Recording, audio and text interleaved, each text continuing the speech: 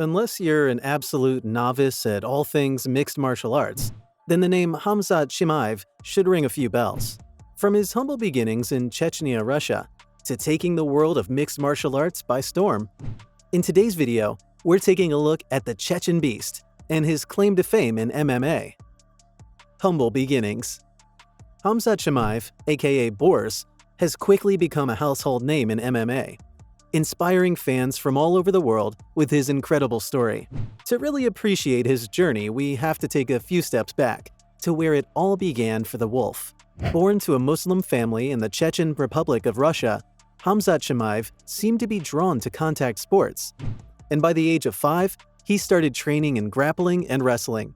He showed sparks of brilliance in the ring, training at a wrestling club a stone's throw from his childhood home.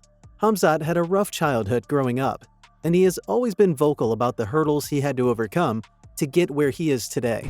Boris's first test came in the form of the Russian Junior Wrestling Championship, where he walked away with a bronze medal. By 2013, Chimaev, his brother and his mother were forced to seek asylum in Sweden, a decision that would change everything. While in Sweden, Boris bounced through Swedish cities, Linköping and Malmö, before settling down in Kalmar with his brother Artur and his mother.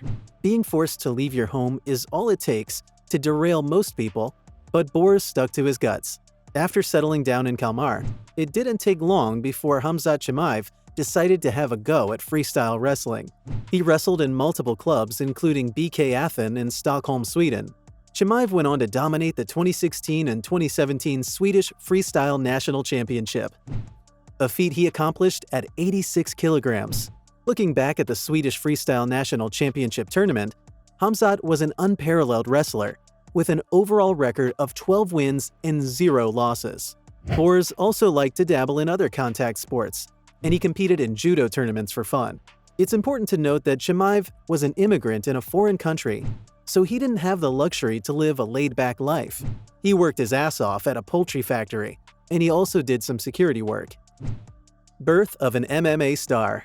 Khamzat Chimaev's foray into mixed martial arts is a testament to the level of belief in oneself that only the best of the best can hope to attain. He's told reporters how he took a 15-minute break at work to watch the Aldo vs. McGregor fight that changed him for the better. Watching the two fighters exchange blows in the ring seemed to awaken something inside of him. He thought of the money both McGregor and Aldo would make from the fight. Chimaev knew he had what it took to be the best, and that he just had to show the world. Once he made up his mind, he headed to the All-Star Training Center in Stockholm to begin training for his MMA career at the age of 23.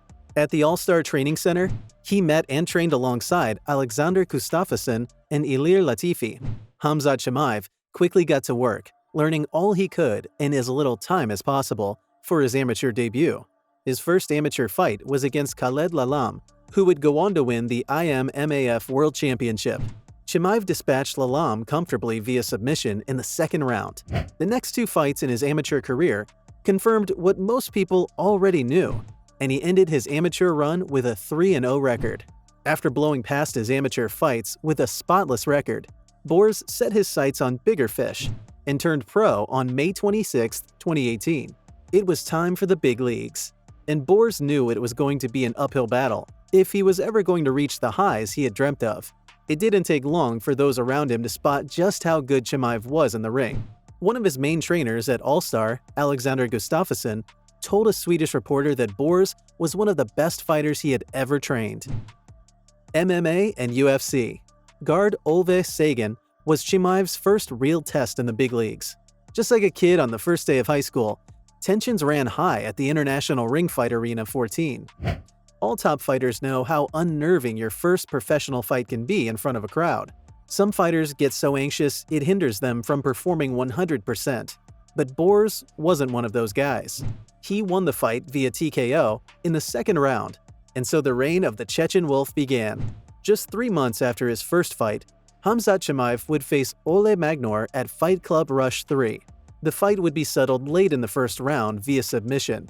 Not long after, Chimaev joined Brave Combat Federation, and his next fight with Marco Kasich is one MMA fans won't be forgetting anytime soon. Marco Kasich was undefeated at the time, and it looked like he would be the one to give Boris a run for his money. It didn't matter that Marco was undefeated. Boers dropped him in the first round with a left punch. For his next fight, Khamzat would go on to face Sidney Wheeler, replacing an injured Leon Aliou at Brave CF20. Rising to the occasion once again, Boers dropped his opponent, winning the fight via TKO in 35 seconds. After a few more fights, it became undeniable that Boers was destined for greater things, and the UFC call-up was the icing on the cake. Getting the call-up was no small feat. Chimaev remembers how he couldn't sleep the night he got the call. The only thing on his mind at that time was how he was going to replicate the same dominance in the UFC. Khamzat had to prove himself again in his debut Ultimate Fighting Championship bout against John Phillips. Boers dominated the fight, winning via submission in the second round. His impressive debut in the welterweight class earned him the Performance of the Night award. High off his first fight, Boers was matched to go against Riz McKee just 10 days after his UFC debut fight. The fight against Riz McKee came to a spectacular end, earning Boers his second Performance of the Night award. Gerald Meerschaert was the next target on Boers' killing spree. Meerschaert was an MMA veteran with over 40 fights under his belt, but it didn't matter to Boers. Khamzat knocked Gerald out with his first strike of the match. 2020 was a terrific year for the Chechen Wolf. Khamzat won MMA Fighting's 2020 Breakout Fighter of the Year, Combat Pass's Breakthrough Fighter of the Year, BT Sports' 2020 Breakthrough Fighter of the Year, and became the Male Fighter of the Year 2020 at the Nordic MMA Awards. After more UFC fights, Khamzat was in the form of his life, and he was scheduled to face Leon Edwards in the main event of UFC 183 on December 19, 2020. It was a highly anticipated fight, but UFC fans all over the world were shocked to find out that Boers had tested positive for COVID-19. Not long after, Leon Edwards also fell victim to the deadly coronavirus, making their bout all but impossible. Out of all the fights Boers had faced in his short career, it seemed like COVID-19 would be the opponent to finally put him down. On March 1, 2021, Khamzat put out a statement on his retirement from MMA on Instagram, and it looked like that was it for the Wolf. Just when it looked like the odds were stacked against him, Khamzat showed the world just what he was made of with his recovery from COVID. Boers returned to the ring in spectacular fashion to face Li Jinliang at UFC 267. He won the fight via submission, choking Jinliang unconscious in the first round. Khamzat has dominated MMA since his debut, be it his amateur or professional career. He's done it in Russia, Sweden, Abu Dhabi, and the USA. The 27-year-old is still undefeated in his career and has become a myth around MMA circles. Former welterweight title challenger Darren Till wants a bit of that Boers magic, and he's headed to Sweden in a bid to get his form back after successive defeats. Khamzat Chimaev has had an astonishing career, and it doesn't look like he'll be slowing down for anyone on his way to the top. Tell us what you think about the Wolf. Will he become one of the greatest in the UFC? And if you love this video, remember to leave us a like and subscribe to our YouTube channel for more like it.